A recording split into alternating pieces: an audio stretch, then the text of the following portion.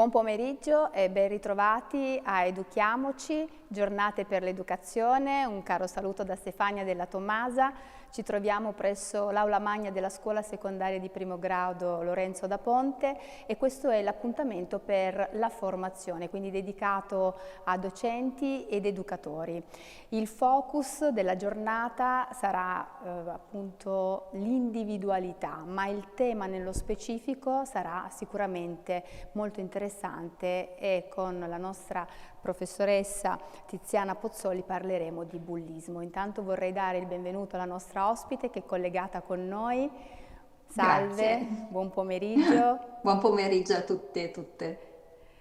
Vorrei salutare tutti gli amici che ci seguono anche attraverso i nostri canali social, quindi attraverso Facebook, attraverso YouTube, e vorrei dire a tutti voi che potete scriverci sul nostro numero di telefono, mandarci un messaggio WhatsApp, poi noi rivolgeremo le vostre domande e i vostri quesiti alla professoressa Pozzoli. Il tema della giornata: tra ferite visibili e invisibili, il peso psicologico del bullismo. Prima di entrare nel vivo dell'argomento, però, vorrei appunto ricordarvi il senso di Educhiamoci. Il senso è confrontarsi, conoscersi, dialogare, trovare un punto di incontro tra visioni differenti per indurci ad un cambiamento. E noi lo facciamo ogni giorno affrontando tematiche differenti, pensando anche a pubblici diversi, target diversi. Quindi la mattina ci dedichiamo ai ragazzi, agli studenti di età dai 13 ai 19 anni, il pomeriggio la formazione, la sera invece gli appuntamenti sono aperti a tutta la cittadinanza. Ogni giorno si sviluppa un tema differente. Abbiamo iniziato lunedì inaugurando la quinta edizione di Educhiamoci con tecnologie, poi abbiamo parlato ovviamente di cura e oggi siamo alla terza giornata, parliamo di individualità. Il senso di questi incontri, come dicevamo, è quello di confrontarci, voler trovare un confronto e capire cosa fare in situazioni che nella quotidianità ci troveremo tutti ad affrontare e in questo caso in qualità di docenti come affrontare situazioni come il bullismo. E mi sembra necessario dover ringraziare intanto la dirigente che ci ospita nella sua scuola e quindi vorrei ringraziare la professoressa Rachele Ciccarelli, ma vorrei ringraziare e salutare anche la nostra sindaca Mirella Bagliana, l'assessore alle politiche scolastiche e alla cultura Enrico Padoan e poi voglio ringraziare e salutare anche il presidente del comitato scientifico, il professor Cosimo Marco Scarcelli.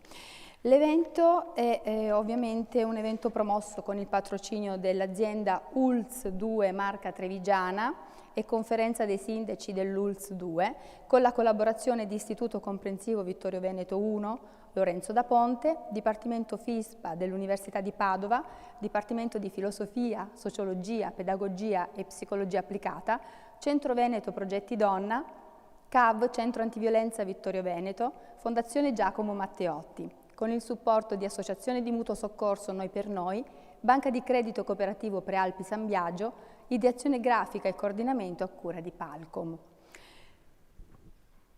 Vi invito anche a seguire il sito ufficiale di Educhiamoci, www.educhiamoci-vittorioveneto.it.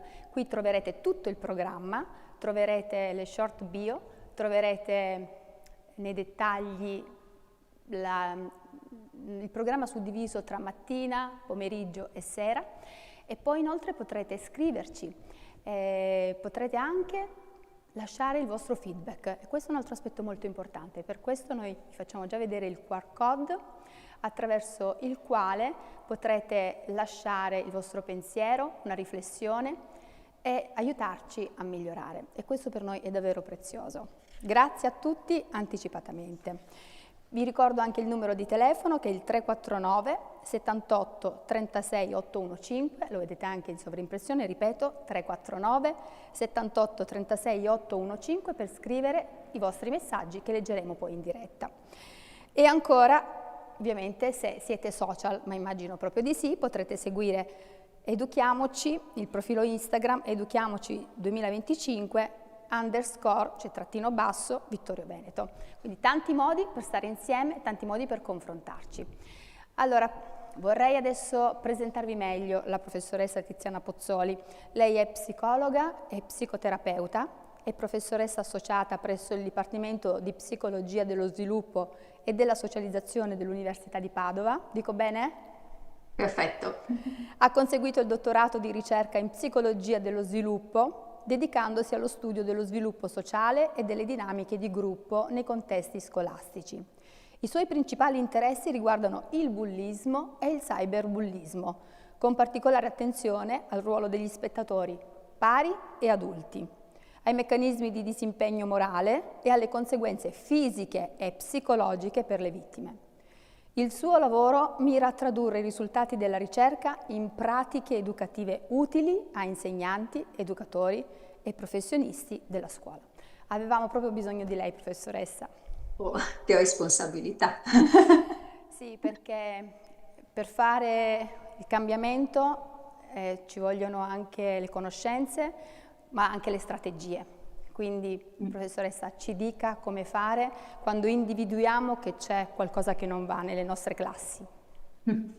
Allora, se va bene un attimino che condivido le slide, che così accompagno un pochino anche il mio discorso in maniera più organica, perché chiedo anche a lei, dottoressa, di fermarmi a un certo punto perché ho una certa tendenza alla logorrea. Ehm, allora, ringrazio di nuovo tutti e tutte e per l'invito e ribadisco insomma l'invito a chi è online in questo momento, qualora avesse domande o non fosse anche sufficientemente chiara in alcuni passaggi, di scrivere nelle chat o di YouTube o di Facebook o di usare il numero di telefono che è appena stato comunicato per riportarmi insomma i vostri quesiti o commenti così che diventi veramente un po' un dialogo come ha sottolineato la dottoressa Della Tomasa. Come molti relatori e relatrici che mi hanno preceduta e anche che incontrerete ecco, nei prossimi giorni, mi sono trovata un pochino in difficoltà, diciamo così, ad affrontare con voi un tema così complesso e cercare di farlo in un tempo che poi è relativamente breve, giusto per darvi un pochino un'idea, è un tema che qui all'università affrontiamo in un corso di 42 ore. E questo è per dire che ovviamente ho dovuto fare un pochino delle scelte rispetto anche a cosa dire e ho voluto comunque partire dalla base. E questa scelta è dettata da un cambiamento, nel senso che 20 anni fa, diciamo, quando si usava il termine bullo, bullismo, quello che veniva in mente era Fonzi di Happy Days. Quindi il bullo era associato a essere un bullo, era associato ad essere uno spaccone, essenzialmente. Cosa è successo? Che al giorno d'oggi c'è stata un po' un'inversione di tendenza, o almeno è quello che mi pare di notare, per cui si tende ad utilizzare termini come bullismo, bullo, bullizzato, un po' come dei termini ombrello, che sottendono delle manifestazioni comportamentali, ma anche delle intenzioni comportamentali molto diverse tra loro.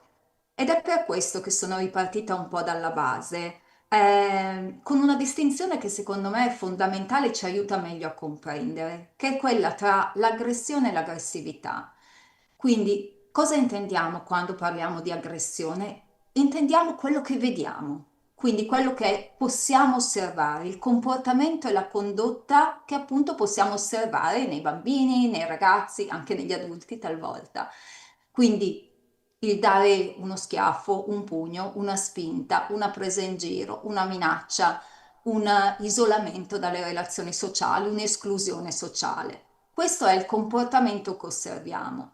Ma questi comportamenti, così come quasi tutti i comportamenti umani, possono essere molto simili tra loro, ma dettati da motivazioni differenti. Quindi lo stesso comportamento e il fatto di osservare un comportamento simile in bambini, ragazzi diversi, non sottende per forza la stessa motivazione alla base.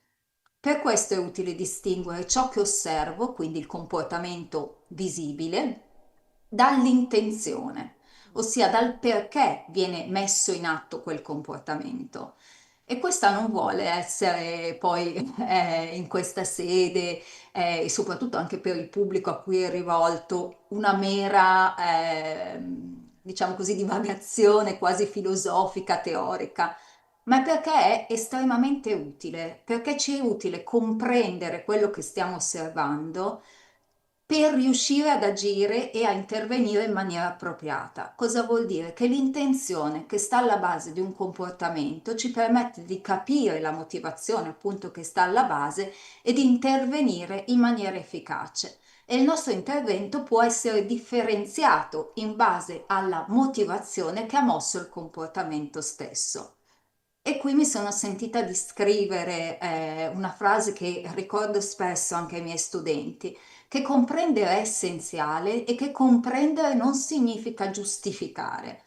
Il tentativo di comprendere cosa stiamo guardando è indispensabile per essere dei facilitatori di cambiamento, per poter operare un cambiamento insieme all'altro.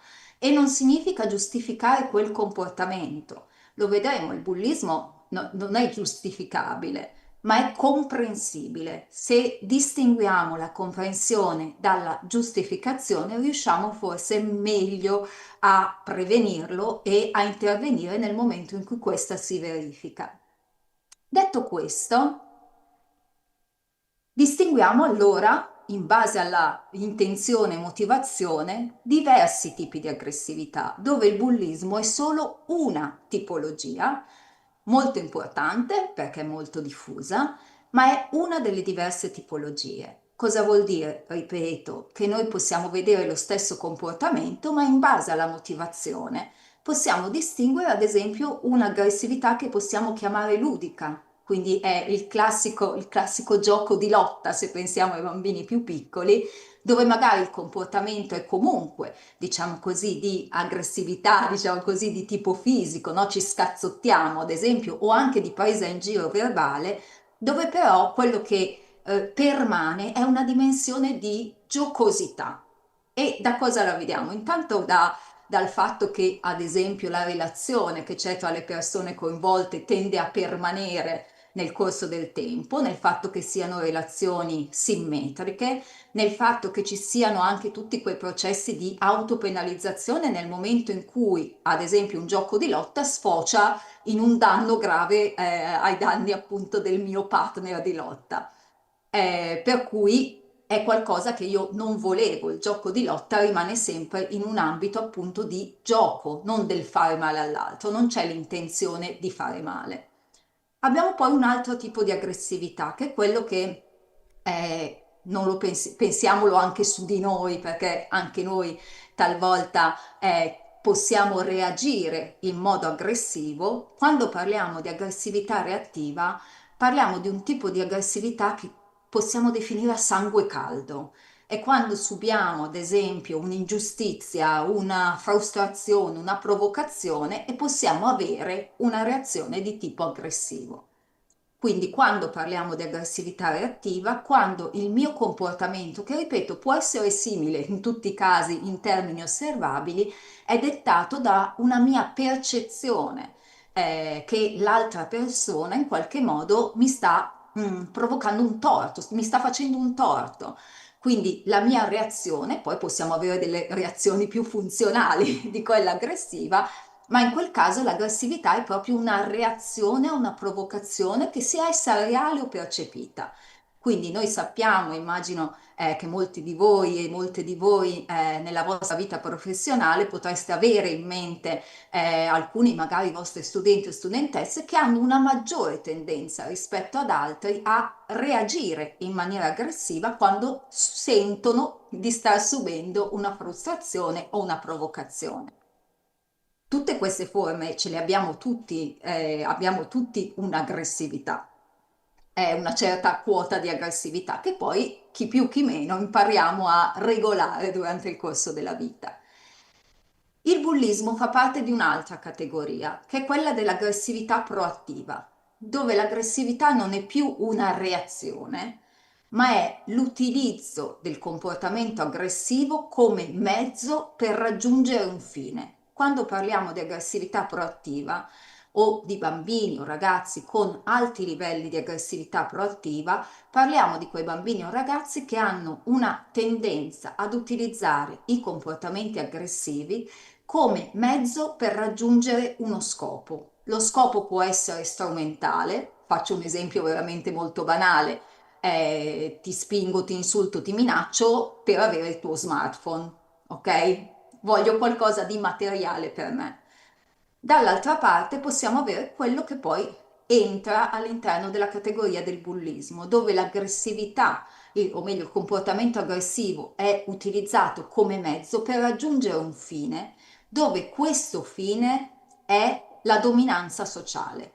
Quindi il comportamento aggressivo viene agito perché questo mi permette di raggiungere la dominanza sociale all'interno del gruppo, solitamente del gruppo dei pari. Quindi, come vedete, è una forma molto particolare di aggressività dove si può manifestare attraverso diverse modalità di comportamento. Ma quindi quali sono le caratteristiche che ci permettono di parlare di questo fenomeno e di evitare di usarlo impropriamente o anche di pensare ad interventi focalizzati su, ad esempio, sul bullismo, quando in realtà magari abbiamo un problema di aggressività reattiva che ha altri fattori di rischio e altre modalità di intervento. Quando è quindi che parliamo di bullismo? Quando c'è quindi un'intenzione di fare del male all'altro al fine di raggiungere un vantaggio personale dal punto di vista della posizione ricoperta nel gruppo dei pari, quando il comportamento è ripetuto nel tempo e quando si verifica quella che viene definita una simmetria di potere, ossia uno squilibrio di forza tra chi agisce il comportamento aggressivo e chi lo subisce, tale per cui chi lo subisce non riesce a difendersi. Il bullismo non è un litigio tra due persone di pari dominanza sociale. Il bullismo avviene nel momento in cui una persona che ricopre uno status maggiore, che può essere in termini di forza fisica, in termini di competenze psicosociali, va ad attaccare qualcuno che non è in grado di difendersi. In questa definizione, e qua ci tengo a aggiungere una postilla, in realtà questa definizione è stata abbastanza recentemente leggermente modificata, proprio in un'ottica di prevenzione e intervento, per cui inizialmente era un comportamento ripetuto nel tempo o che è probabile che venga ripetuto. Questo perché è stato aggiunto? Perché non dobbiamo, e poi ci arriveremo, aspettare che sia ripetuto nel tempo per intervenire. Bisogna intervenire prima, quando noi conosciamo i nostri bambini, i nostri ragazzi e possiamo immaginare che quello che si sta verificando, se non interveniamo subito, potrebbe ripetersi perché le caratteristiche della mia classe, le caratteristiche dei bambini coinvolti, dei ragazzi coinvolti, mi portano a pensare che c'è uno squilibrio di potere, ad esempio, per cui è possibile che la mancanza di intervento porti a una ripetizione. Quindi, tornando a noi, quando parliamo di bullismo, parliamo appunto di una forma di aggressività proattiva che, come abbiamo detto, può prendere diverse forme da un punto di vista di ciò che vediamo. Quindi quelle più manifeste sono le forme che definiamo dirette, quindi una forma di bullismo fisico, spingere, picchiare, una forma di bullismo di tipo verbale, quindi prendo in giro, minacce, ma anche una forma di bullismo che possiamo definire indiretto o relazionale, quindi l'esclusione dal gruppo dei pari, l'isolamento sociale. Possiamo anche distinguere altre forme, prestando attenzione ad esempio a quelle che sono le caratteristiche del target. quindi abbiamo molti studi ormai in letteratura anche su forme più peculiari, diciamo così, di bullismo che si rivolgono ad esempio nei confronti di bambini o ragazzi con diverso background etnico-culturale, parliamo quindi di bullismo etnico, nei confronti di bambini o ragazzi con diverse tipologie di disabilità, oppure nei confronti di bambini o ragazzi che hanno un orientamento sessuale non eterosessuale, sia esso reale o presunto. Un bullismo sessista che solitamente è nei confronti delle donne, delle ragazze da parte dei ragazzi, e poi abbiamo quello che viene definito il cyberbullismo, quindi dove manteniamo quelle che sono le caratteristiche che abbiamo appena visto per il bullismo, ma ci spostiamo, diciamo così, nell'ambiente elettronico. E allora la domanda che sorge è: ma l'unica cosa che cambia è il contesto e il fenomeno rimane identico, oppure sono due fenomeni distinti? Come dobbiamo trattarli? Non è una risposta semplicissima, quindi ho cercato anche qui di operare un po' un riassunto, e la risposta è SNI, ok? Quindi rimangono le caratteristiche che abbiamo visto insieme rispetto al fenomeno, tuttavia ci sono delle caratteristiche che sono distintive del contesto in cui questo prende forma e che vanno in qualche modo a ridefinire le caratteristiche del bullismo. Cerco di spiegarmi meglio. Prendiamo la ripetizione nel tempo. Cosa succede nell'ambiente internet, chiamiamolo così, nell'ambiente elettronico? Che ad esempio io posso fare un post offensivo, posso pubblicare una foto denigrante, posso mettere del materiale atto a sminuire la vittima online una volta, ma questo viene poi ricondiviso. Quindi io nel momento in cui metto il materiale anche una volta sola, quindi una presa in giro, questa può essere ricondivisa. Quindi il concetto di ripetitività, l'ho detto giusto, spero, perde un pochino il senso in qualche modo che ha quando pensiamo al contesto tradizionale della scuola, per cui io vengo presa in giro oggi, domani, dopodomani, ma si amplia un pochino, per cui anche poche azioni che poi vengono condivise e ricondivise, e la vastità in qualche modo del pubblico che può accedere a queste informazioni, e la rapidità di diffusione, per cui a volte questo materiale può anche uscire da quella che è la rete diretta delle conoscenze, sia di chi ha agito la prepotenza, ma anche di chi la sta subendo, rendono appunto questo concetto un pochino più sfumato. Altre due caratteristiche rilevanti sono, da un lato, la mancanza di un confine. Cosa vuol dire? Che noi il bullismo, immagino anche voi che eh, immagino non sia la prima volta, ecco, che ne sentite parlare, solitamente viene inteso in ambito scolastico, comunque diciamo scolastico allargato, quindi magari il tragitto nel caso dell'autobus o dello scuolabus a casa scuola. Nel caso del cyberbullismo questo confine viene un po' a perdersi. Perché viene a perdersi? Perché mentre nel bullismo tradizionale io vittima torno a casa e quello è un luogo in cui magari sto male, soffro, ma è un luogo, si spera, sicuro, quello che succede col cyberbullismo è che è senza tempo e senza spazio. Quindi io posso continuare a leggere e a ricevere prepotenze anche nel momento in cui esco dal contesto scuola, ad esempio. L'ultimo aspetto che riguarda anche chi mette in atto le prepotenze, non solo, ma anche chi le mette in atto, è qualcosa che immagino ci sia familiare, nel senso che al di là appunto del fenomeno in sé, sappiamo quanto i comportamenti in rete tendano o possono tendere ad essere maggiormente disinibiti rispetto a quanto non faremmo nella realtà, quindi vedendo la persona faccia a faccia.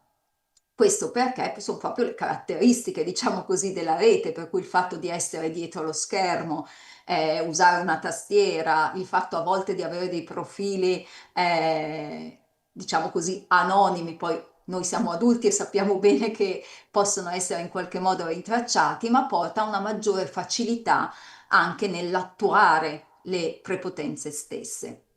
Spero di essere chiara fino qui. Chiarissima, Scusa, professoressa. ok.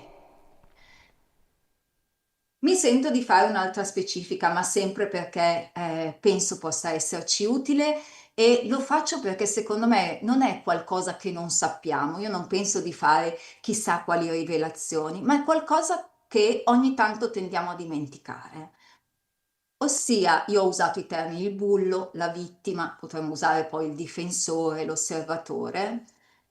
Sto usando delle etichette, ok? Quindi delle definizioni, un po' come diciamo è un bambino intelligente, un bambino buono, un bambino cattivo, è un bambino bravo.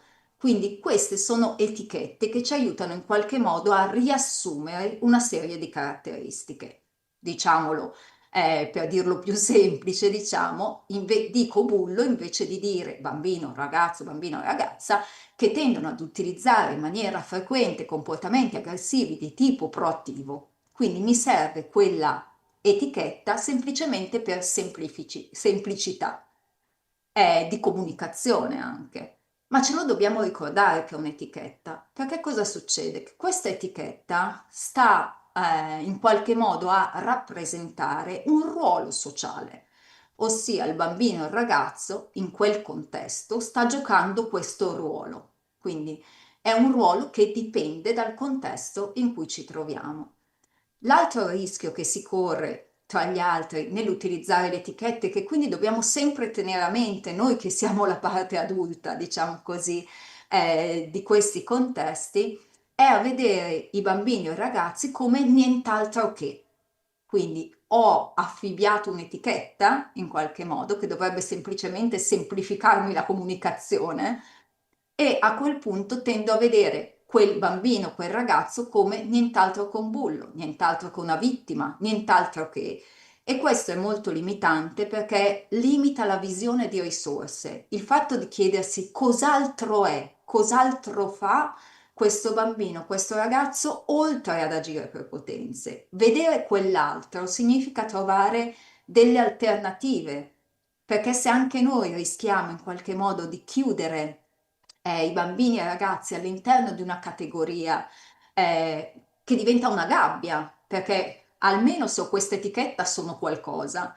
Se mi togli questa etichetta, cosa sono? Quel cosa sono dobbiamo essere noi i primi a cercare e le prime a cercare di vederlo.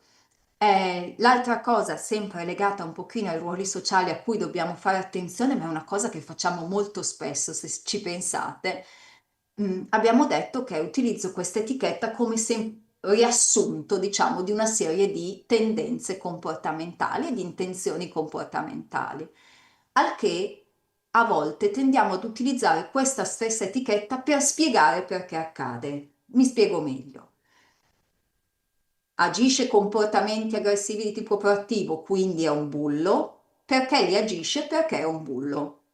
Praticamente diventa un cane che si morde la coda dove non stiamo dicendo niente, non stiamo comprendendo nulla.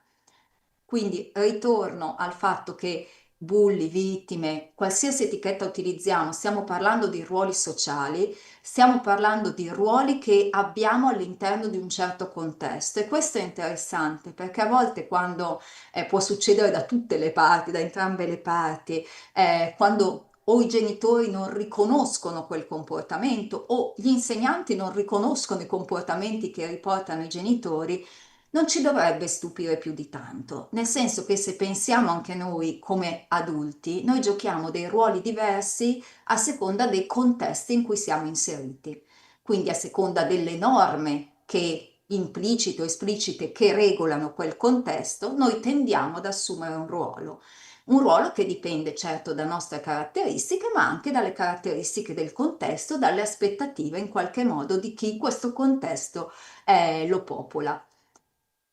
Questo per dire cosa? Che il bullismo non è un problema di relazione diadica tra un bullo e una vittima, non è un problema di caratteristiche di chi attua le prepotenze o di chi le subisce, ma è un fenomeno di gruppo dove ognuna delle persone che appartiene al contesto del gruppo gioca o può giocare un ruolo che è importante sia rispetto alla probabilità che questo fenomeno prenda forma, ma anche un ruolo preventivo o un ruolo di mantenimento o meno del fenomeno stesso.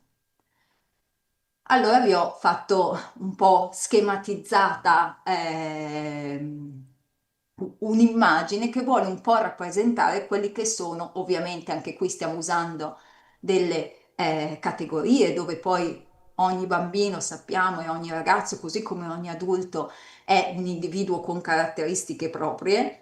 All'interno del fenomeno noi possiamo identificare, limitandoci al gruppo dei pari, ruoli differenti. Ad esempio, ho in modo molto schematico, anche un po' stereotipato, identificato la vittima in ginocchio, abbiamo il bullo in piedi. Vedete che, appunto, non so se voi vedete quando muovo la freccia, forse no, o forse Sì, sì, sì, si forse la vede, si vedete. vede. Vediamo in fondo qualcuno che applaude. Questo qualcuno che applaude fa parte di quelli che sono i sostenitori o gli aiutanti di chi attua prepotenze, quindi usando le etichette vengono definiti proprio aiutanti o sostenitori del bullo, ossia coloro che all'interno del contesto tendono a apprezzare, diciamo, questo tipo di comportamenti, a restituire quello che poi chi agisce un comportamento aggressivo proattivo cerca, ossia il riconoscimento, la visibilità, il rispetto, la popolarità all'interno del gruppo, viene restituito questo potere sociale, quindi apprezzare, aiutare a compiere prepotenze e mostrare il proprio sostegno, che può essere anche attraverso una risata, attraverso una pacca sulla spalla, ma che ridere che mi hai fatto fare, quanto mi hai fatto ridere, quindi abbiamo una parte del gruppo che può andare a sostegno di chi attua prepotenze. Abbiamo poi l'omino che corre, che vuole un pochino rappresentare chi cerca di aiutare la vittima, i cosiddetti difensori della vittima. I comportamenti di difesa della vittima possono essere attuati in diversi modi, che vedremo, dipendono da quelle che sono anche mie caratteristiche personali, quindi posso per mie caratteristiche consolare la vittima, posso cercare di fermare o di intervenire direttamente nel momento in cui c'è la prepotenza, posso anche andare a ricercare l'aiuto di un adulto nel momento in cui mi accorgo che qualcosa sta avvenendo perché magari non mi sento di avere le capacità di intervenire in prima persona. Vedete poi sulla destra, diciamo così, dello schermo qualcuno che se ne va. Questo è un gruppo abbastanza nutrito solitamente e è quello che viene definito degli osservatori passivi. Quindi coloro che non prendono parte a ciò che sta accadendo, quella che viene definita la maggioranza silenziosa, ossia non prendono parte, non sostengono neanche il bullo, non intervengono in favore della vittima, si fanno semplicemente gli affari propri. Quindi è il classico non fare niente.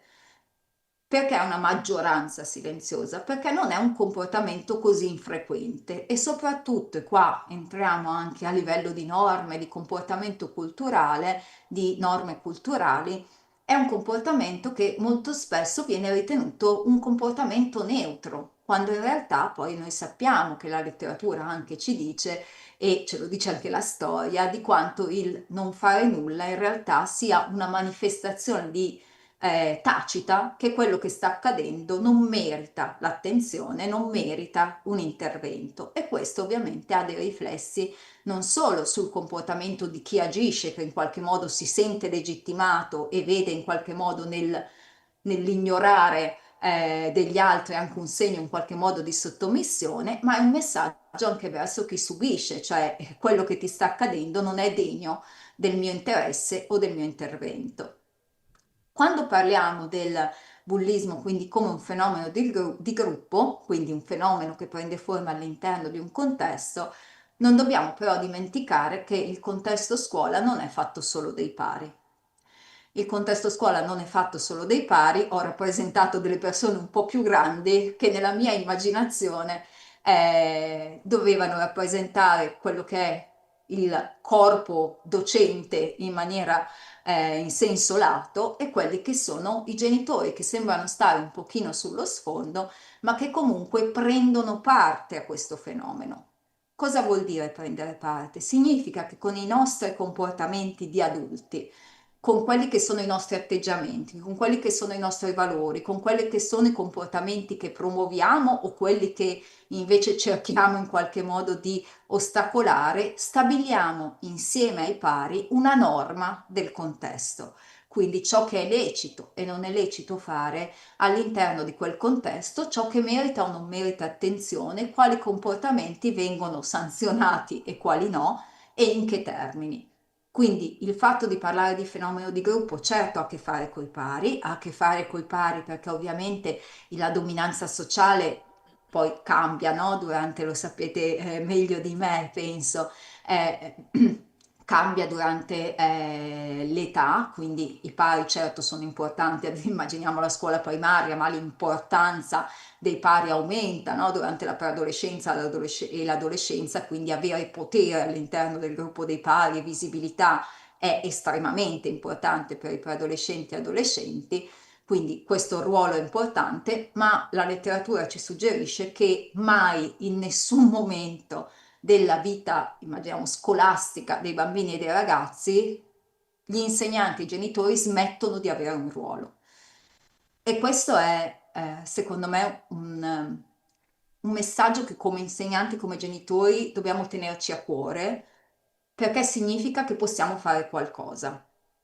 Quindi significa che possiamo avere un ruolo e possiamo essere agenti e facilitatori di cambiamento all'interno dei contesti che viviamo in maniera più o meno diretta, perché immaginiamo anche i genitori non è che sono a scuola, ma il fatto di sapere di avere un ruolo in quello che i nostri figli e le nostre figlie scelgono di fare, dei valori di cui sono portatori e quanto gli insegnanti e le insegnanti possono in qualche modo lavorare su questi aspetti che sono sia di atteggiamenti valoriali e comportamentali, restituisce un gran senso, secondo me, di poter fare qualcosa. A volte restituisce anche un po' di paura, nel senso che ci ritorna un po' di responsabilità. E io amo molto la parola responsabilità, nel senso che per me ha una grande distinzione da quella che è la colpa. Dire che è anche una mia responsabilità è molto diverso da dire che è anche colpa mia quello che succede. La colpa fa schifo, a nessuno piace sentirsi in colpa. E quindi nel momento in cui percepiamo che qualcosa ci viene attribuito come colpa, quello che facciamo è difenderci. Quindi o cerchiamo di rimbalzare la palla in faccia a qualcun altro sperando che se la prenda, o fuggiamo. La colpa non è una cosa piacevole e soprattutto si fa fatica nel momento in cui si sente la colpa a muoversi all'azione. Diverso è pensare di avere la responsabilità, una parte di responsabilità, perché allora questo ci restituisce anche un senso di fiducia e del poter fare qualcosa e il fatto che il mio impegno nel comprendere, nell'informarmi, nel cercare informazioni, nel cercare aiuto a volte ha un senso, perché io posso avere un ruolo e posso avere una responsabilità nel modificare un contesto di cui sono parte. Quindi sono molto affezionata a questa parola. Vengo brevemente, ogni tanto guardo l'ora sempre per la logorrea di qui sopra. Ehm, quindi la domanda che viene è, ok, perché scegliamo di comportarci così? E quando dico perché scegliamo, includo tutti, quindi ho messo da parte, giusto per non dimenticarmi io di sottolinearlo, che i fattori di rischio e di protezione riguardano tutti coloro che sono coinvolti, quindi sia i pari con i diversi comportamenti che scelgono di attuare, scusate, e dall'altro lato anche gli adulti. Cosa succede? Succede che il comportamento, la psicologia, ma i comportamenti in generale umani sono veramente complessi e quindi sarebbe tanto bello poter identificare delle cause, andarle a trovare, le estirpo e migliora tutto. Il problema è che siamo esseri complessi e siamo esseri complessi perché i nostri comportamenti, quindi quello che agiamo, dipendono da un'enormità di fattori, che sono fattori che riguardano gli individui, ma non solo, gli individui i fattori individuali che si intersecano con quelli del contesto. Torniamo a quello che abbiamo detto prima. Io posso avere delle caratteristiche che possono rappresentare dei fattori di rischio rispetto alla messa in atto di comportamenti aggressivi, ma se mi trovo in un contesto che non li favorisce, avrò meno probabilità di metterli in atto. Sappiamo, se vi confrontate con i vostri amici, i vostri parenti, molti abbiamo delle esperienze comuni che fanno parte della nostra vita, ma l'impatto che hanno avuto queste esperienze nella nostra vita può essere molto diverso. Può essere molto diverso perché magari a livello individuale avevamo risorse differenti o perché abbiamo avuto la fortuna o la sfortuna di trovarci in contesti sociali, familiari, scolastici, di contesto sociale più allargato, che hanno fatto sì che quei fattori di rischio non si trasformassero in qualcosa di negativo.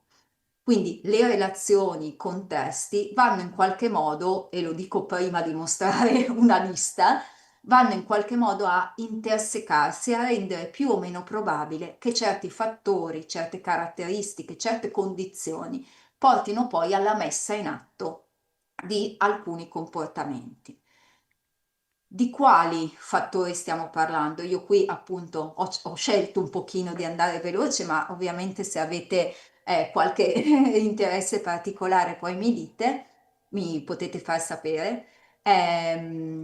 Ho scelto veramente di elencare le macro categorie, sempre nell'ottica che poi voi con gli esseri umani ci avete avete a che fare, ci avete era brutto, avete a che fare tutti i giorni, quindi sapete quanto sono complessi gli esseri umani, soprattutto quelli in crescita. Quindi tutti questi fattori sono presenti e alcuni intersecati con altri possono rendere maggiormente probabile l'emersione di alcuni comportamenti. Quindi cosa vuol dire? Io ho messo veramente delle macro categorie. Pensiamo ad esempio a tutta la parte della competenza sociale, quindi noi sappiamo che i target, quindi le vittime di bullismo, tendono rispetto ai compagni a avere minori competenze sociali, quindi avere un bagaglio di una cassetta degli attrezzi di come si interagisce con gli altri un pochino meno provvista di strumenti. Sappiamo anche che invece, per quanto riguarda le competenze sociali, chi agisce per potenze non ha delle competenze sociali così deficitarie. E allora torno sopra. Chi solitamente, parliamo di fattori di rischio, che non vuol dire che tutti quelli che agiscono quel comportamento ce l'hanno, ma dov'è che ritroviamo invece delle difficoltà a livello di competenze sociali? In chi usa in maniera particolarmente frequente un'aggressività di tipo reattivo, così come nei bambini più aggressivi e reattivi troviamo anche una difficoltà a comprendere le informazioni sociali, per cui c'è una tendenza a interpretare come minacciosi anche dei segnali sociali che sono neutri, cosa che noi non troviamo in chi agisce comportamenti aggressivi proattivi. O ancora possiamo avere fattori di tipo emotivo, immaginiamo la regolazione emotiva, quindi quanto sono in grado di regolare le emozioni, quanto sono in grado di provare empatia per gli altri. Pensiamo una cosa, ve le metto un po' lì sparse, sempre in un'ottica di tempo. Ad esempio, noi pensiamo che l'empatia può essere il primo motore, no? Del comportamento prosociale e quindi del comportamento di difesa. Una cosa interessante che ci restituisce la letteratura è che non è tanto l'empatia a far sì che dal non fare niente io agisca, quanto l'autoefficacia. Quindi io posso vedere qualcosa che mi arriva nella pancia come sbagliato, ok? Come qualcosa, come sofferenza dell'altro, ma perché questa mi porti all'azione, io ho bisogno di avere altre competenze, banalmente il sapere cosa fare. Questo vale anche per gli atteggiamenti che ho. nei confronti dell'aggressività. Se voi lo misurate all'interno delle vostre classi, nella maggior parte dei casi, la maggior parte hanno degli atteggiamenti negativi nei confronti dell'aggressività, tranne chi sceglie di metterla in atto come mezzo per raggiungere i propri scopi. Però poi questo non porta per forza di cose all'azione. E questo non ci deve stupire più di tanto, perché possiamo pensare alla nostra vita, a quanto magari alcune scene che vediamo ci provocano empatia, provochino una reazione dal punto di vista emotivo, ma perché poi facciamo il passo per intervenire abbiamo bisogno di altri tipi di risorse. Un aspetto molto importante, e quando ne parlo non ne parlo solo rispetto ai bambini o ai ragazzi, ma ripeto anche rispetto alle figure adulte, sono anche tutte le componenti morali. Ad esempio, all'interno di questo fenomeno, un costrutto che è stato studiato molto spesso è proprio quello del disimpegno morale. E ve lo dico, tutti disimpegniamo tutti. In qualche momento della vita tendiamo a non agire esattamente come ci direbbero i nostri valori morali.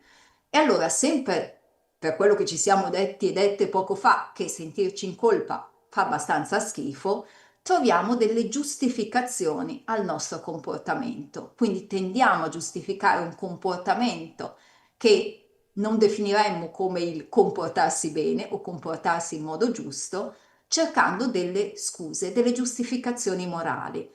Quando dico cercando delle scuse, non significa che ci mettiamo a tavolino a scrivere una lista di scuse possibili da presentare se qualcuno ci fa presente il nostro comportamento. È qualcosa che facciamo in maniera abbastanza automatica. Quindi cerchiamo, ad esempio, di operare dei confronti vantaggiosi. Prendere in giro è meno grave di dare un pugno in faccia, quindi diminuisce in qualche modo l'importanza di quello che faccio, o ancora deumanizziamo, ad esempio, chi subisce le prepotenze. Quindi certe persone fanno cose per cui meritano di essere trattate così. E penso che questi esempi vi ritornino in qualche modo anche al di là, insomma, di questo fenomeno. Altra cosa riguarda ad esempio gli aspetti più motivazionali, quindi ognuno di noi e quindi anche i bambini e i ragazzi possono decidere, ripeto, non a tavolino, ma scegliere che per loro è più importante che con i loro comportamenti raggiungere obiettivi di tipo relazionale, quindi salvaguardare le relazioni, il benessere relazionale con l'altro, o obiettivi di tipo strumentali. È qualcosa, ripeto, che facciamo anche noi adulti senza metterci a tavolino, lo fanno anche i bambini e ragazzi. Ci sono bambini e ragazzi che possono avere una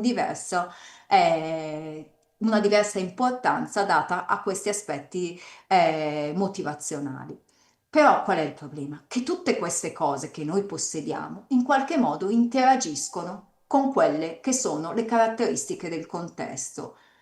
In che modo? Pensiamo al contesto scuola, ad esempio, quindi allo status sociale che io ho all'interno del gruppo dei pari. Quindi è vero che questo può essere una conseguenza dei miei comportamenti, ma può essere anche un motivatore dei miei comportamenti. Quindi da un lato, se il mio comportamento aggressivo viene ripagato dal mio contesto in termini di popolarità, di alto status sociale, io sarò motivata a riproporlo perché mi piace essere popolare. E quando all'inizio dicevo comprendere non significa giustificare, significa che il primo passo per capire questo fenomeno è capire che funziona. Quindi è immorale a fare prepotenze nei confronti di qualcuno che non si può difendere? Viva Dio, sì, è immorale, ma funziona. Quindi è un comportamento che può essere difficile da abbandonare perché ho una ricompensa dal mio contesto. Altre cose, quando è che è più probabile che si verifichi? Quando le norme del gruppo o le norme della scuola in qualche modo non sono chiare rispetto a ciò che ci si aspetta dai ragazzi rispetto alla messa in atto di comportamenti prosociali, come vengono considerati i comportamenti di osservazione passiva, cosa si aspettano gli altri da me. Immaginiamo di nuovo il gruppo dei pari.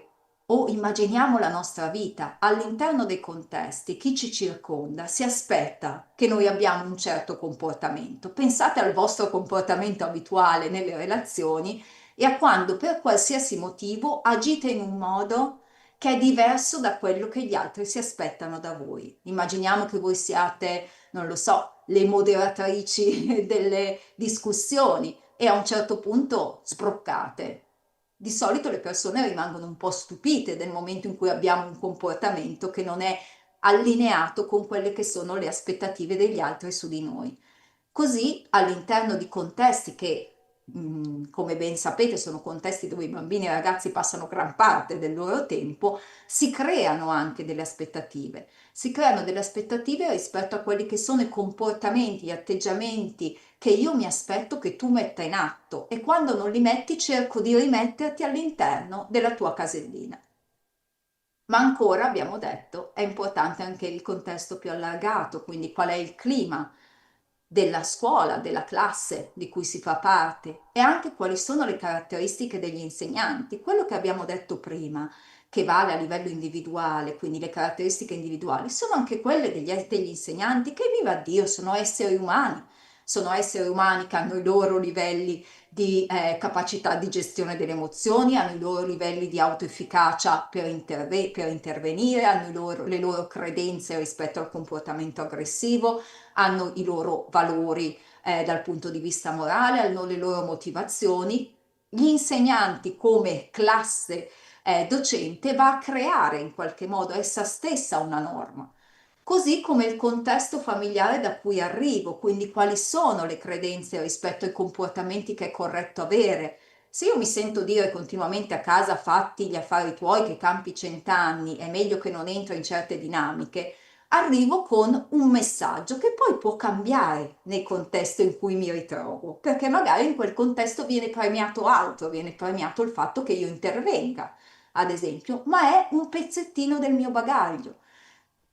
Ho messo quelle frecce bidirezionali perché un altro elemento del contesto importante in questo fenomeno è la relazione che si instaura tra insegnanti e famiglia e quanto si riesce, e lo so che se c'è qualcuno al di là in questo momento dello schermo che sta seguendo la diretta dice sta lì il difficile, no? Perché lo so bene che non sempre questo rapporto e questo tentativo di cercare una coerenza tra le figure adulte e le due comunità principali educanti attorno ai bambini e ai ragazzi è una grande sfida, ma è una sfida che merita l'impegno e merita la responsabilità delle figure adulte.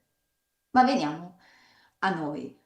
Aspettate che guardo l'ora perché sono veramente un disastro io coi tempi. Spero che la dottoressa della Tomasa mi fermi. Ho poco, quindi vado veloce. Sì, diciamo che ci siamo, è stata bravissima, Ok, non l'ho voluta interrompere perché sono dinamiche molto no, mi importanti spiace, da comprendere. ma adesso vado più veloce. Parlavamo di conseguenze e quindi la domanda è se ha senso preoccuparsi. E io sono partita da questa vignetta, diciamo così, che parte un po' da quelli che sono i miti, che vi dico già che sono miti, ossia il fatto che faccia parte del normale percorso di crescita, che fortifichi il carattere, che facendo così se le cerca, che è nella natura dei maschi comportarsi così, delle femmine comportarsi colà. La letteratura ci dice altro. Ci dice che in realtà le conseguenze per le vittime, sia a breve che a lungo termine, non sono così semplici, non sono così leggere, nel senso che qua ve le ho messe veramente un pochino come macro categorie, quindi abbiamo sia a breve termine, quindi nel momento in cui sono coinvolta in queste situazioni, sia più a lungo termine, quindi nel momento in cui magari l'esperienza è passata, ma mi sto portando dietro queste ferite, abbiamo una minore autostima, maggiori sintomi internalizzanti, ma anche una diminuzione magari del rendimento scolastico perché la relazione con i pari ha un forte impatto, ritiro sociale. Spesso quello che succede è che questi eventi, diciamo così, vengono alla luce quando c'è, non lo so, un suicidio, un tentato suicidio, che rappresenta la parte più piccola, diciamo così, è forse la ferita visibile, no? In qualche modo si rende palese. Certo. Tutto il resto è più invisibile, ma non merita meno attenzione. Avevo messo il cervello perché c'è uno studio molto recente che fa vedere come il circuito del dolore si attivi in maniera molto forte sia negli adulti che sono stati vittima di bullismo durante l'infanzia o l'adolescenza che negli adolescenti che sono vittime in quel momento rispetto a chi invece non è coinvolto. Ha senso occuparsene anche per chi agisce per potenze, perché è vero che ha dei vantaggi a breve termine in termini di popolarità, ma quello che sappiamo è che a lungo termine, soprattutto quei bambini e ragazzi che tendono a attuare prepotenze per lungo tempo, quelli che vengono definiti i bulli stabili, no? Perché magari possono essere comportamenti che fanno parte della nostra vita per un periodo più breve di tempo, quindi magari in un ciclo scolastico poi cresciamo, cambiamo competenze, cambiamo contesto, non riceviamo più premi da questo comportamento e modifichiamo. Per chi rimane all'interno di questa modalità comportamentale, quello che vediamo è che tende in qualche modo a riproporla anche in altri ambienti, quindi anche in ambienti relazionali adulti, quindi nelle relazioni sul lavoro, nelle relazioni sentimentali e vediamo anche che c'è un maggior tasso di abbandono scolastico. Quello che è interessante è che le conseguenze non riguardano solo, abbiamo detto, evitiamo di mettere questo fascio di luce, no? Un po' come su un palco di teatro, solo sul bullo e la vittima, ormai ne siamo usciti dalla seconda slide, quindi riapriamo un pochino perché quello che sappiamo è che le conseguenze non sono solo su chi agisce e subisce, ma anche sul contesto scolastico più allargato perché quello che vediamo è che un contesto scolastico caratterizzato da frequenti episodi di bullismo diminuisce da un lato il senso di sicurezza che si prova all'interno di quel contesto, di fiducia nei confronti delle figure anche adulte che lo abitano e aumenta la paura. Quindi le relazioni in qualche modo con gli altri diventano un contesto pericoloso perché possono essere caratterizzate da questo tipo di comportamenti. Quindi la paura di diventare il nuovo target è qualcosa che se io sono continuamente esposto a questo tipo di episodi può diventare una parte del modo in cui io vedo le relazioni. L'altra cosa è che assistere a questi episodi, e qua siamo in un periodo storico dove non vi sto dicendo niente di eccezionale, aumenta l'indifferenza verso questi fenomeni. Assistere continuamente alla violenza, alle prepotenze, a un certo punto diventa parte della quotidianità, è qualcosa che non attira neanche più l'interesse e dall'altra parte diminuisce anche l'empatia nei confronti della vittima ed è qualcosa, immagino, a cui siamo abituati, ecco, in questo periodo, che riconosciamo, diciamo meglio così, anche in questo periodo. Quindi l'esposizione alla violenza di qualsiasi tipo essa sia tende a diminuire la nostra capacità di prestarvi attenzione e di empatizzare con chi la subisce.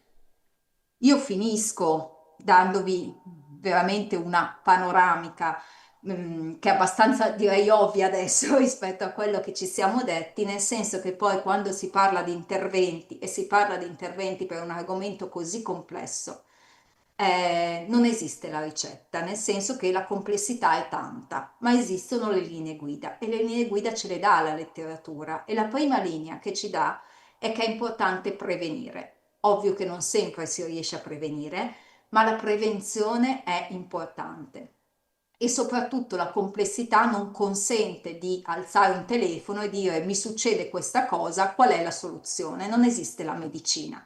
Esiste la comprensione della situazione particolare che sta vivendo quella scuola, quella classe, quel bambino, quegli insegnanti. Quindi la prevenzione è importante perché serve a creare un clima in cui è meno probabile, un terreno meno fertile alla crescita di una pianta infestante.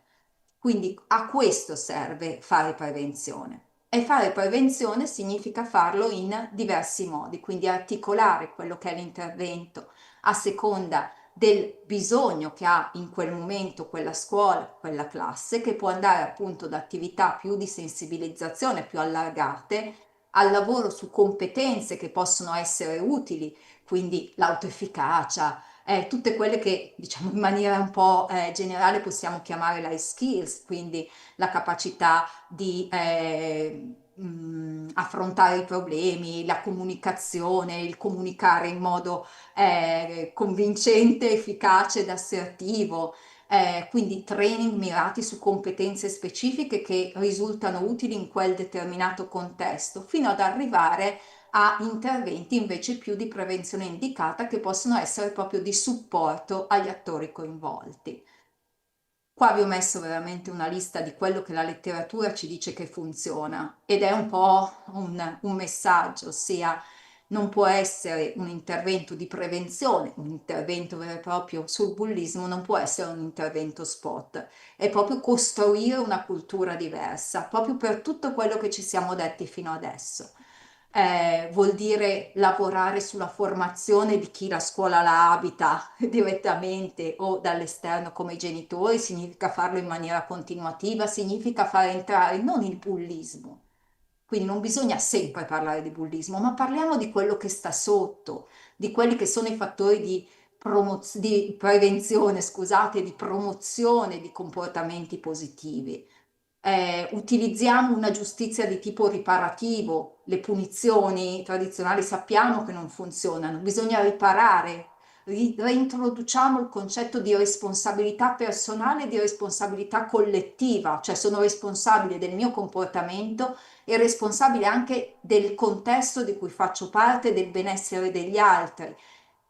Parliamone a scuola, riportiamo, no? Dove non c'è, perché poi quello che succede è che spesso a questi incontri poi troviamo sempre gli insegnanti che dicono già lo faccio, no? Perché poi l'interesse spesso porta le persone che già hanno iniziato quantomeno a lavorare su questi aspetti.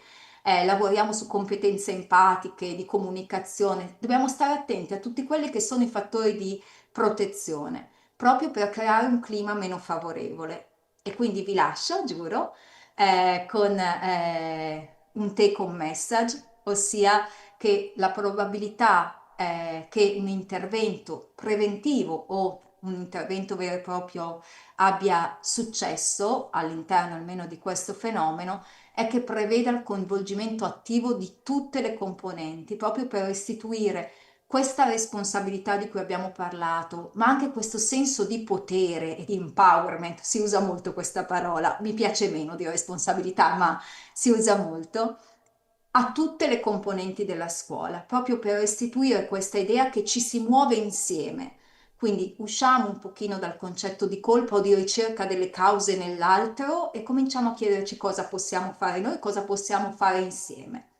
Quindi qua io mi chiuderei per lasciare anche spazio se ci fossero domande. Sì, Aspetta che sì, chiudo un attimo. Ecco. professoressa, ci sono alcune domande e tra l'altro l'argomento potrebbe essere approfondito ancora più a lungo per la complessità, per l'urgenza, per le situazioni che poi sono in ogni classe, in ogni scuola, in ogni contesto sempre diverse, perché tante sono le variabili. E quello che preme è appunto, lei ha detto non esiste una ricetta, quindi il collaborare anche tra docenti in una scuola quando si individua un elemento che in quel contesto, ecco, agisce con una aggressività, con una prepotenza che deve essere regolata, ecco, Mhm. rieducata.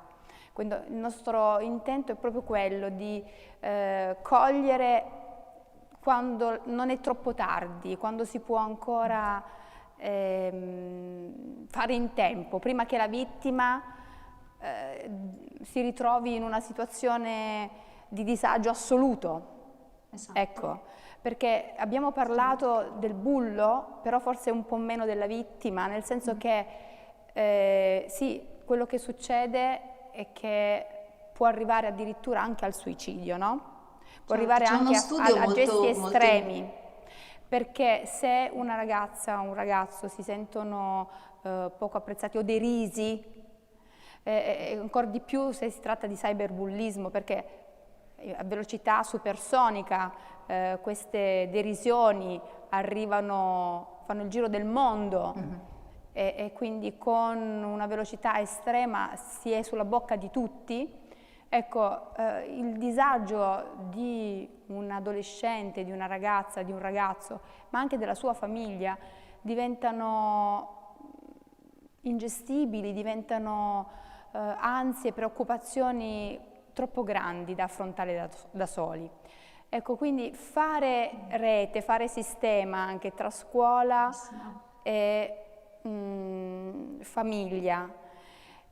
Non mettiamo le note perché abbiamo detto che le note non servono, questo è importante. Cerchiamo di capire la motivazione. Allora, se si lavora sulla motivazione, il perché si è agito in quel modo, è possibile, come dice lei, professoressa, individuare la radice di quel malessere che poi porta ad una reazione così forte e così estrema. Quindi insegnare probabilmente ai bulli di mettersi nei panni di, no? Quindi attraverso anche un role playing, ho visto che lei tra le strategie ha messo anche attività cooperative. Allora, attività cooperative sì, ecco, mi dà l'opportunità di fare questa specifica, nel senso che il role playing a volte è pericoloso, soprattutto in queste dinamiche, nel senso che se dobbiamo parlare di caratteristiche, solitamente se parliamo di bullismo e stiamo parlando di questo, chi lo mette in atto deve avere una buona capacità di mettersi nei panni dell'altro, quindi da un punto di vista cognitivo, chi agisce prepotenze lo fa, diciamo, riuscendoci, quindi non è un'aggressività esplosiva, è qualcosa che viene ripagato dal contesto, solitamente ha buone capacità di mettersi nella mente dell'altro, quindi io non è che non so riconoscere quello che l'altro prova, non me ne frega niente, che è un po' diverso. Oppure riesco a disimpegnarmi, cioè a non sentire, perché il sentire mi farebbe sentire in colpa, diciamo così, per continuare ad agire e a raggiungere i miei obiettivi. Quindi mi piace molto quello che ha detto rispetto al lavoro di rete e al diminuire il senso di solitudine. Mi piace molto anche quello che ha sottolineato rispetto al lavorare prima che questo avvenga, quindi, cioè che diciamo il fenomeno prenda piede. Perché questo è estremamente importante, perché il rischio spesso è di agire quando c'è l'emergenza, diciamo così, no? Quindi agisco quando c'è l'emergenza e comincio a cercare di mettere le toppe a un tubo che fa acqua da diversi buchi. Il punto è che se invece cominciamo a pensare prima, no? Quindi anche quando parliamo, ok, dare le note non serve, a volte serve anche arrivare lì. Il fatto che quello che serve è stabilire, ripetiamolo un po', il terreno fertile perché questo non succeda, quindi non fertile perché succeda, diciamo così. Quindi io devo sapere, io studente, studentessa, io devo sapere prima che ho una scuola che nel momento in cui ho un problema è pronta ad accogliermi. È inutile che me lo dica dopo che mi è successo 10 volte, ah ma potevi venire da me. La domanda che devo farmi come scuola o come genitore è, ma perché non ha visto in me qualcuno da cui poteva andare in quel momento? Ed è qualcosa che io costruisco prima che c'è il problema. Quindi la dimensione dell'ascolto e anche quando diceva dottoressa il fatto di collaborare tra insegnanti, in alcune scuole sono terreni felici, in altre scuole non è mica così facile. Nel senso che la collaborazione tra docenti a volte non è semplice, perché anche lì si tratta di relazioni, e io lo ripeto, si tratta di esseri umani che entrano in relazione tra loro e oltre a quello hanno anche questa responsabilità in qualche modo con i loro comportamenti, con come si rapportano tra di loro, col rispetto che portano tra di loro, di essere esempio in qualche modo, no? Soprattutto ad alcune età sappiamo quanto il modellamento, no? È importante. Quindi tutti questi aspetti sono tutti importanti, quindi il modo in cui, ma ancora più importante, quindi il modo in cui facciamo le cose ed è importante che sia fatto prima. A me non interessa che succeda qualcosa, poi se succede, io devo essere un contesto che è pronto ad accogliere, tra virgolette, anche il fatto che l'emergenza, il fatto succeda. Ma quando succede, io non devo in quel momento chiedermi e adesso cosa si fa? E che punizione diamo? e con come si agisce e chi prende in carico, ma ne parliamo in classe oppure no? Queste sono le linee guida quando ho scritto la politica scolastica che vengono decise prima. Quindi questa è una scuola in cui si lavora in questo modo, in cui se un bambino o un ragazzo ha problemi, che poi sia di bullismo, che sia di una presa in giro occasionale, che sia di un malessere di altro tipo, sa che può trovare accoglimento. E allora lì, se io osservo magari un fenomeno all'interno della mia classe, io so che posso andare da quella persona o ho una cassetta di biglietti anonimi in cui posso segnalare qualcosa che ho Bully visto che box. secondo me merita attenzione e so che qualcuno lo leggerà e se ne farà carico. Non esiste la ricetta perché poi ogni scuola deve trovare la sua modalità, no? Il suo vestito.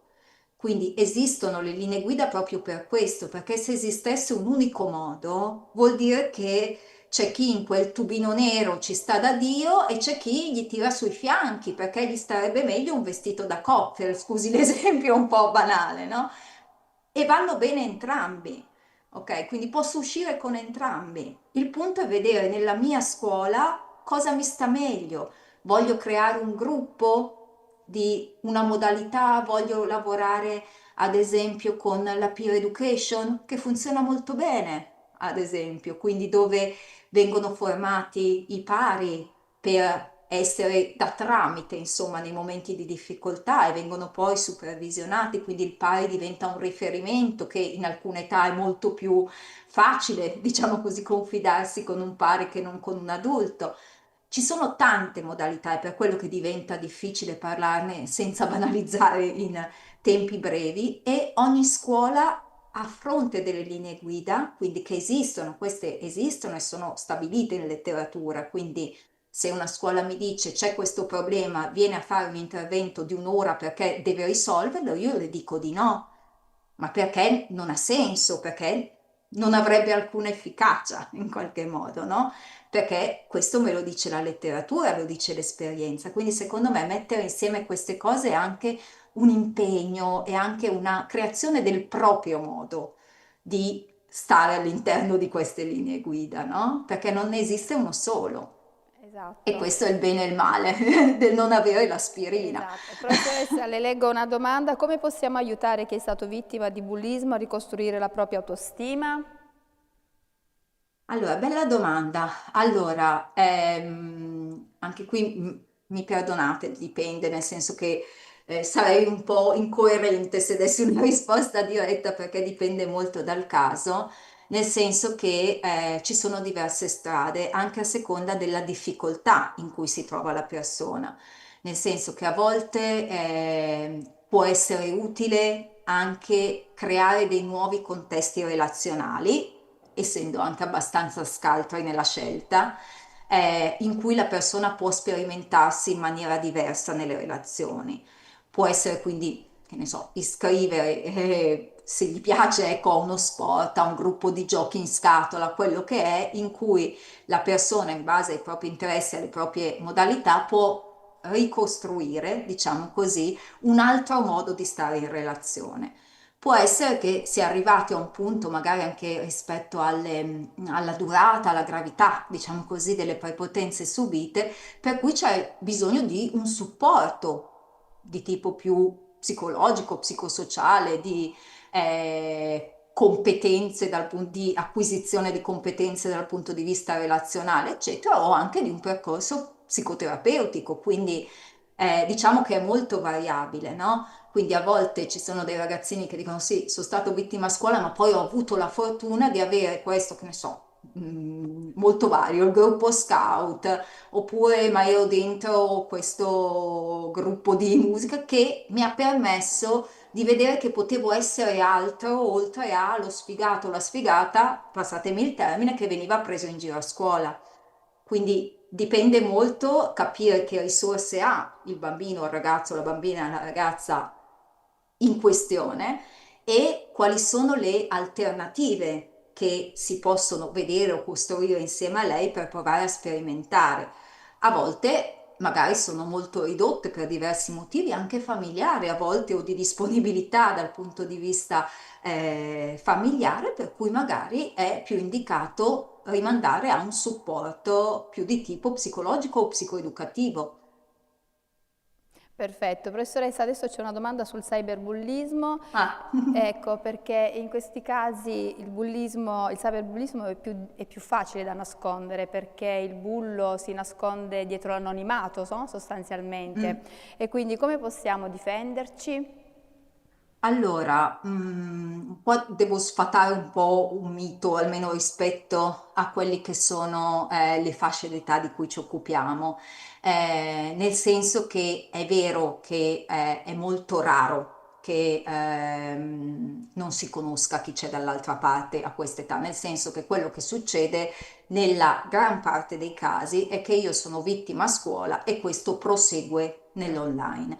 Questo perché? Perché ormai magari noi, diciamo diversamente giovani, ancora qualche volta parliamo di virtuale e reale, per i ragazzi è la stessa cosa, cioè l'ambiente è lo stesso.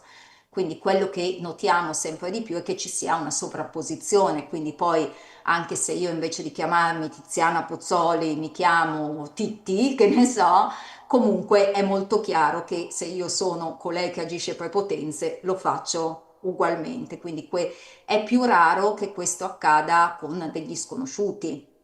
Quello di cui si perde il controllo è nel momento in cui io mando la foto denigrante nella chat di classe da cui prontamente ho escluso la persona oggetto di derisione, a quel punto quella fotografia, quell'immagine può essere ricondivisa. A quel punto la difesa, diciamo così, quindi da un lato il fenomeno, soprattutto per questa fascia d'età, è in rari casi completamente distaccato da quello che succede all'interno dell'ambiente scolastico. Vengono molto di più citati dai media, ma diciamo che non è la normale, cioè di solito non accade così, diciamo così. Quindi gli strumenti sono simili. È vero poi che ci sono delle caratteristiche del contesto per cui i ruoli si ripetono all'interno del mondo online, quindi noi nel mondo online ritroviamo chi sostiene, chi fa le prepotenze, ritroviamo chi cerca di difendere scrivendo oppure segnalando, nel senso che tutti i social network hanno una modalità di segnalazione di quei post, di quelle foto. Sappiamo che anche che nei casi più gravi diventa molto difficile, si perde traccia. Quello che ci tengo è non far diventare questi casi, che poi sono quelli che più spesso, no, ci vengono citati dai media proprio perché nascondano tutto il resto dove si può fare qualcosa in maniera più pronta. Una cosa che riguarda forse quasi più i genitori, no, della parte insegnante, che è un po' il motivo per cui non l'avevo inserita, ma che è rilevante, è che spesso viene chiesto come faccio io a sapere e a far comunicare a mio figlio e a mia figlia quello che gli succede su internet. E la mia risposta è sempre un po' provocatoria, devo dire, nel senso che anche qui io mi rifaccio alla prevenzione, cioè, e mi chiedo, ma io genitore lo sono, quindi me lo chiedo anche a me stessa. Mi sono interessata alla vita, alle relazioni, alle emozioni, a quello che provava mio figlio o mia figlia quando magari non era dentro i social network? Se la risposta è sì, è molto più probabile che questo tipo di rapporto continui anche quando accede a quel mondo. Quello che non dobbiamo aspettarci è che se per nostra modalità genitoriale, di stile genitoriale, non abbiamo mai avuto questa apertura, a un certo punto, se succede qualcosa online, mi venga detto. Perché sarebbe paradossale, è un po' il discorso che abbiamo fatto prima, se non ci siamo mai preoccupati, magari come docenti, di prestare attenzione oltre a tutta la parte educativa, adesso ormai di scuole così ce ne sono poche, quindi che prestano solo attenzione alla parte accademica, ma se io non mi sono mai interessata di come stanno i miei studenti, ma perché mi devo aspettare che quando gli succede una cosa di questo tipo me lo vengano a dire? Quindi ecco, il difenderci parte sempre un po' dalla prevenzione, se non parliamo di casi particolarmente eclatanti, dove allora andiamo anche in una zona, se vogliamo dire, più penale o di coinvolgimento di E polizia quindi postale simile. differenziamo un pochino e senza pensare che tutto raggiunga quel livello, perché sennò rischiamo di focalizzarci su quello e di banalizzare come poco importante e come di minimizzare tutto il resto. E questo è un po' più rischioso, no? Perché Quindi, poi tutto il resto è professoressa, la maggioranza delle cose. lei ci sta dicendo soprattutto di metterci in ascolto, ecco, come docenti, come genitori, comprendere quali sono le emozioni sottostanti, quelle che sono magari anche poco manifeste. Magari il nostro figlio, un nostro studente può dire che stanno bene, ma invece dai loro occhi o dai loro comportamenti si dovrebbe essere in grado, no, di leggere una sofferenza anche silenziosa. Allora, la domanda che è giunta è: come riconoscere i segnali di sofferenza di una vittima? Ecco, questa si aggancia proprio a Mm. questo.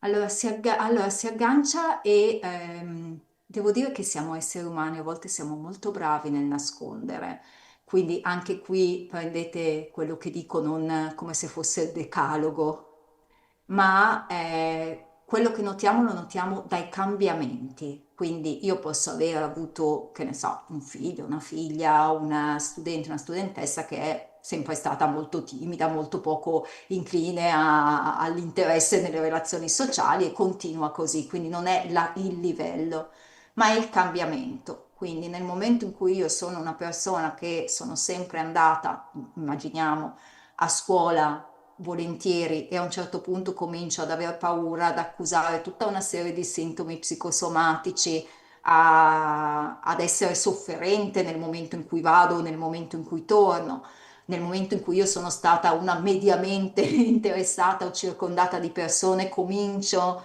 a ridurre quella che è la mia cerchia sociale. È tutta una questione di conoscere in qualche modo da dove si parte, perché siamo tutti diversi, voglio dire, quindi non c'è il livello ottimale, c'è chi sta bene anche in una cerchia molto ristretta e chi no. Quindi è proprio il cambiamento, quindi una diminuzione nel rendimento scolastico, che non è detto che sia legato al fatto del bullismo, magari è un altro problema.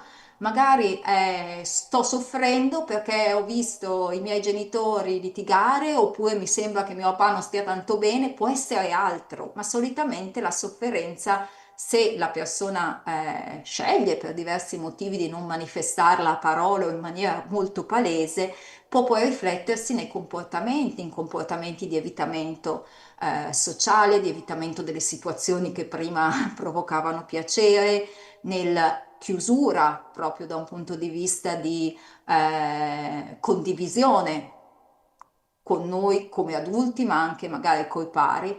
Quindi sono tutti segnali che hanno a che fare con una conoscenza pregressa, cioè non si può, a meno che qualcuno non la palesi, ecco, ma qua siamo nella situazione facile, passatemi il termine, nel momento in cui uno non la palesa, l'unico modo è notare quelli che sono i cambiamenti e i silenzi. E come diceva la dottoressa, è mettersi in ascolto e anche, se mi permette, fare un po' i conti e essere molto onesti con noi stessi rispetto a quelli che sono i nostri limiti.